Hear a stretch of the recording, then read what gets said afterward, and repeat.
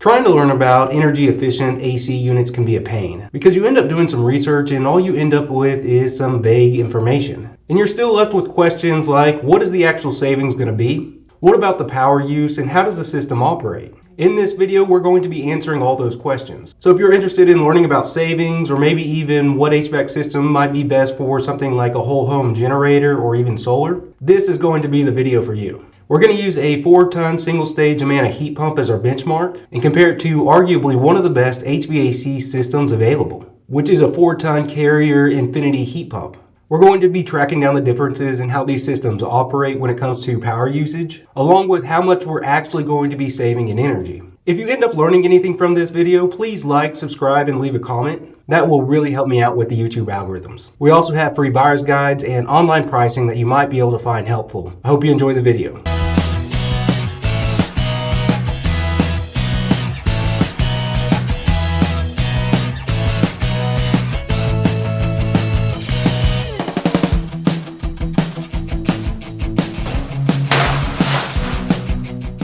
Okay, so what we're looking at here is a power report from my whole home metering device. So this is including not just the central AC and heating, but it's also including everything. It's including the stove, the washer dryer, even the water heater. And because of this, it's going to make things a little tricky to isolate just the central AC. So I basically made a mistake by cheaping out and saving like $150 because I could have spent a little more money on a power metering device that would have included a couple more CTs, which would allow me to better isolate the AC unit. Now we're going to have to answer this question the hard way. The time frame that we're looking at here starts at October 1st all the way up to October 20th. And the reason why I'm showing you this is because right here on October 8th is whenever we installed our 19-SEER Infinity system.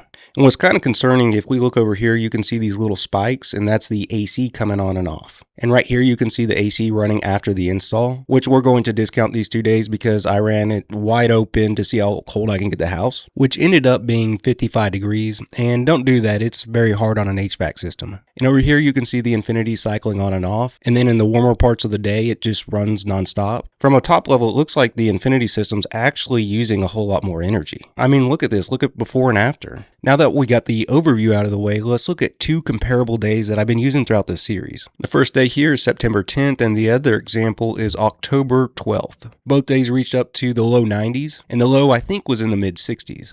The indoor temperature was set at 72 degrees on both of these days. Overall, should be a good comparison. And the reason why I have this chart here crunched down a little bit is to give a better visual representation. That's because the y-axis on this chart is dynamic. You can see right here we're running at 1500 watts. And over here we're running at, here we go, 1500 watts. Because if I stretch it all the way up, it raises everything, visually making it look like the Infinity is using more energy than what it really is. But if I lower it back down to around here, the y-axis ends up matching up a little bit better.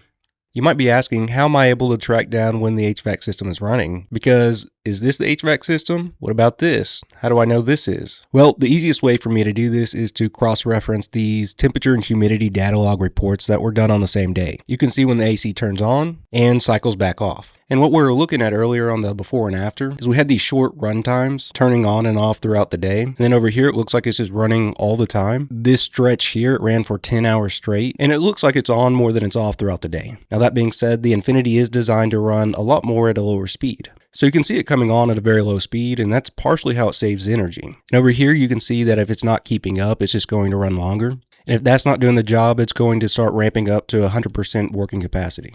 Now back over to the single stage system, which only operates at 100% working capacity, and that's why we see bigger spikes and shorter run times. Now to isolate just the electrical usage of the HVAC system, we have to remove all the background noise of everything else running in the house. So the background noise right here is pulling 611 watts, and when the unit kicks on, you can see that we're running around 3900 watts.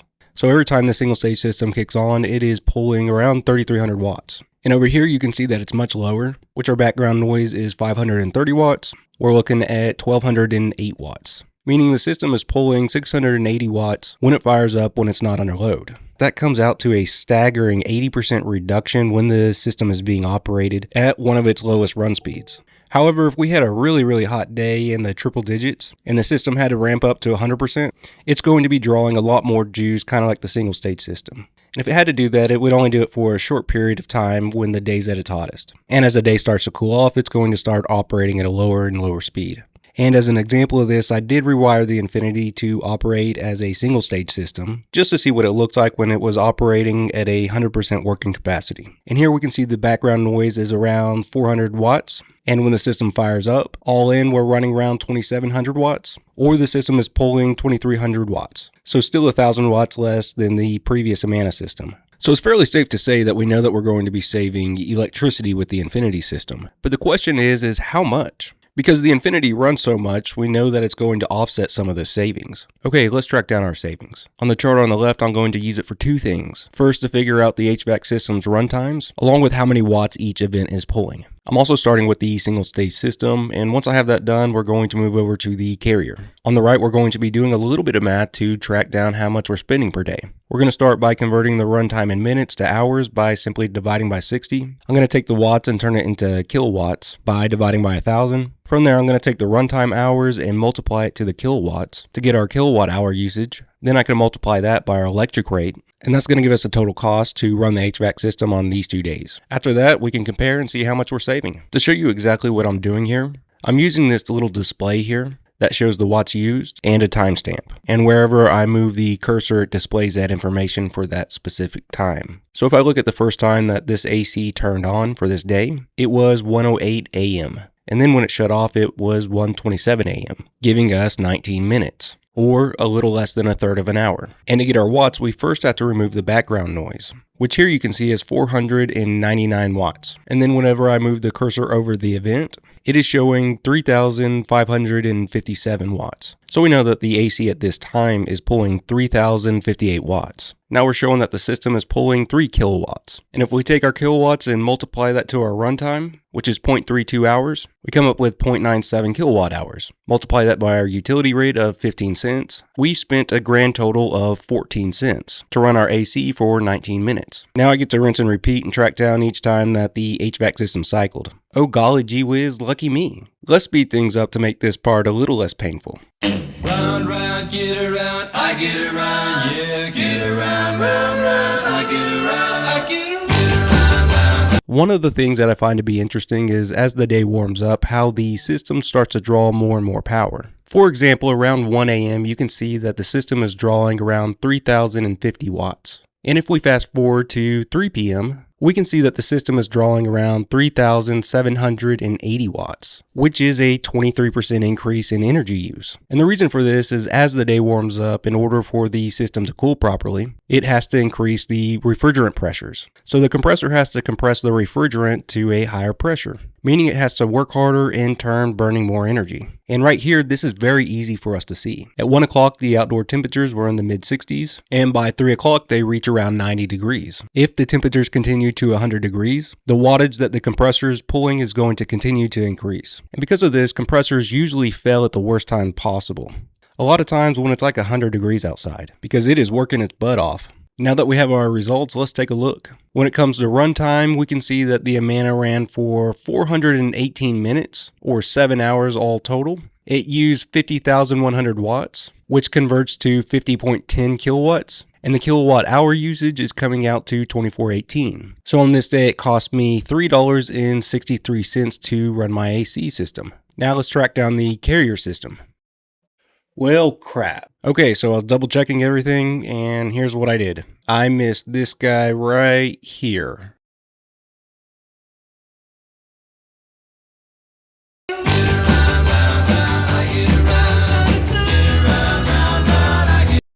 Now with that fixed, what we actually spent was $3.75. On to the carrier system.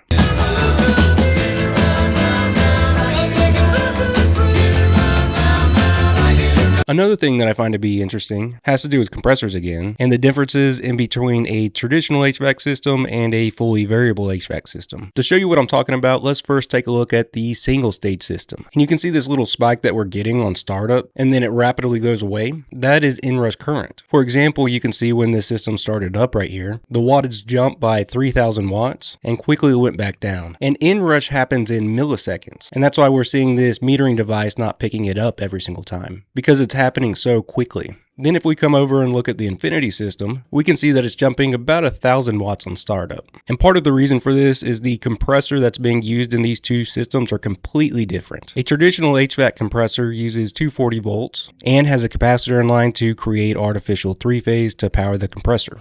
A variable speed compressor does not use 240 volts or a capacitor to power it. It uses DC voltage. This allows the compressor to operate in a huge range, not just simply on and off. That's why it has such a soft start when it fires up, because it's running at such a low speed. This also reduces wear and tear quite a bit. That's why these compressors can last a whole lot longer than a traditional compressor. And if you're looking to add a generator or solar to your house, this becomes very important because they have to be able to handle the inrush current. And it's going to determine the size of the generator you use or which inverter you need to use for solar. If you don't have a system that can handle it, either the compressor is not going to turn over or you can start damaging the equipment. Here you can see me doing a quick inrush current test. On the left is a 4-ton Carrier builder's grade system that's also a single stage. I know I shot a video on the Amana of me doing this, but I have no clue what I did with it. But I do remember it drawing a bit less than this one did. So for example's sake, this is just going to have to work. On the right is my 4-ton Carrier Infinity. You can see that the single stage system is pulling 112 amps of inrush current, and the fully variable is pulling 6.6 amps. You're going to have to end up over engineering a little for the single stage system. However, for the fully variable, not so much. That being said, there is somewhat of a workaround on a single stage system, and that is adding a soft start kit to it, which will reduce the inrush current.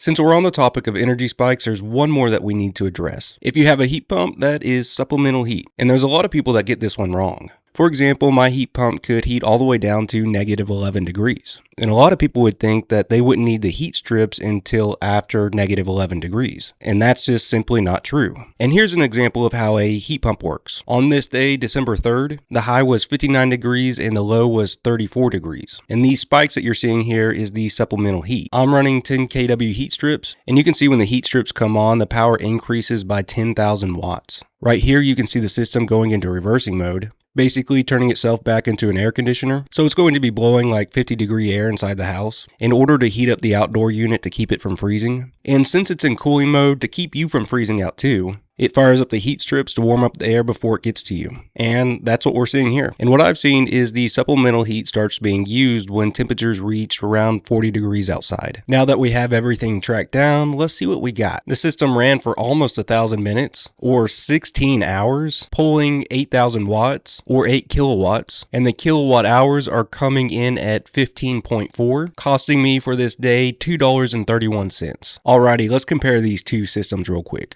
The Amana system cycled on and off a total of 16 times this day, and the Carrier cycled 10 times. It ran for more than double the length of time than the Amana did, almost 9 hours longer. It ran a lot longer, but it consumed less energy. The Amana drew 25 kilowatt hours, and the Carrier 15.4, which is a 38% reduction in energy usage, which correlates to our electric bill. And we're coming out with $1.38 in savings. You might be saying, that's all fine and dandy, but what does it look like on an annual basis? Well, let's figure it out. Back to Excel.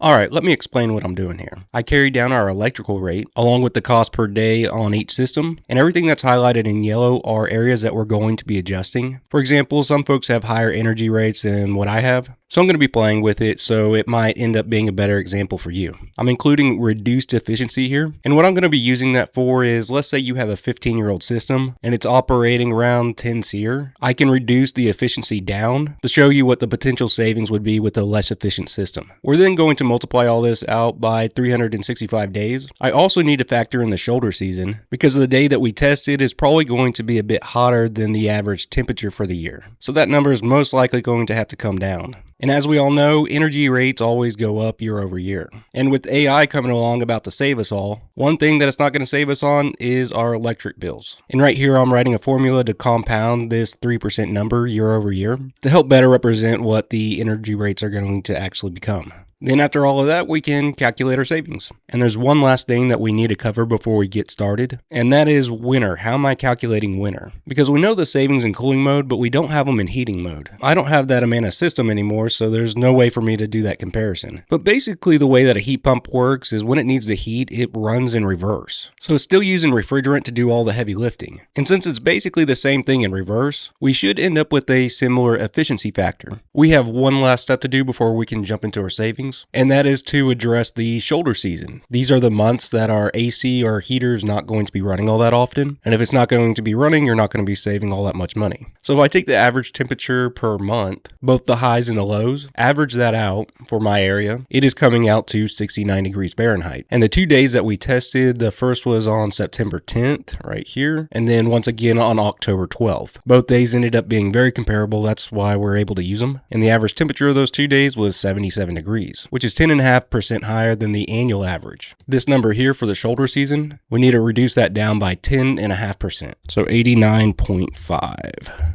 Now that we got our baseline numbers in here, let's go ahead and take a look. Going from a 14 SEER Amana system to a 19 SEER carrier, I can expect to save $470 annually. In 5 years, $2,500. By year 10, $5,500. Year 15, $9,000. And if the system was able to make it all the way to 20 years, it's going to be around $13,000. However, this doesn't paint the complete and total picture, because most folks looking to replace their HVAC system, it's probably 15 years old, not a 4-year-old system like mine was. Meaning you most likely don't have a 14 SEER system, it's probably operating more like a 10 SEER system. So if I reduce our efficiency by a third, you can see that the savings number jumped up quite a bit. And if you end up having a higher utility rate, let's go ahead and adjust that. Let's say 21 cents. Now we're at $1,200 a year, $6,600 in 5 years, $14,000 by year 10, and $23,000 by year 15. Now it's really starting to pay for itself. And let's say the AI revolution continues to take off and utility companies make sweetheart deals with AI companies and the data centers consume 20% of the city's energy. Who's going to pay for that?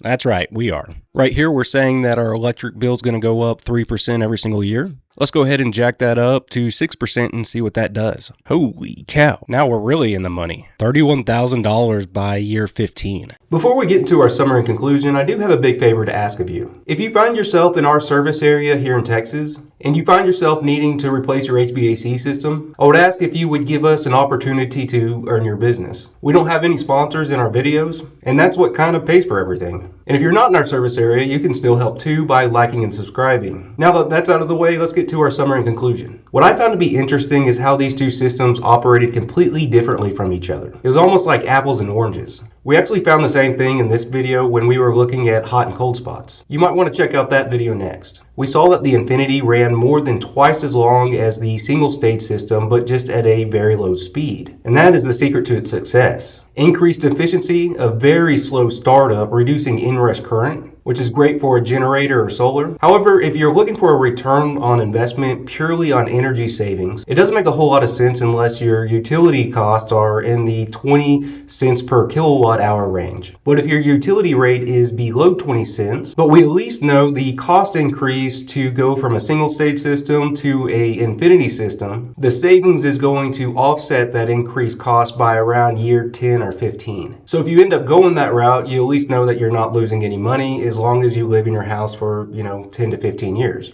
That being said, we have had some customers throughout the years telling us that they have saved far more than what we've shown in this video. And that's partially because every house is different and their existing equipment was also different. So I'm curious to see if you've upgraded to an energy efficient HVAC system, how much you saved. I'm also curious what the utility rates are around the United States. So if y'all could comment on that too, that would be great. Till next time, have a good one. So the intro in your previous video was a little boring. I think that we need a little less monotone, a little more exciting. All right, I'll try it. I'll try it just for you. Okay. Tracking down information on an energy efficient AC unit can be a real pain because you start doing your research and all you end up with is with a bunch of vague data. On top of that, we have AI data centers coming into almost every single neighborhood right now, which is going to end up driving up our utility costs. And we know we have to save as much money as we possibly can because we only have 5 years until Skynet comes around, and then we need to save all that money for our underground bunkers so we can survive the apocalypse. If these topics are interesting to you, this is the video that you're gonna watch.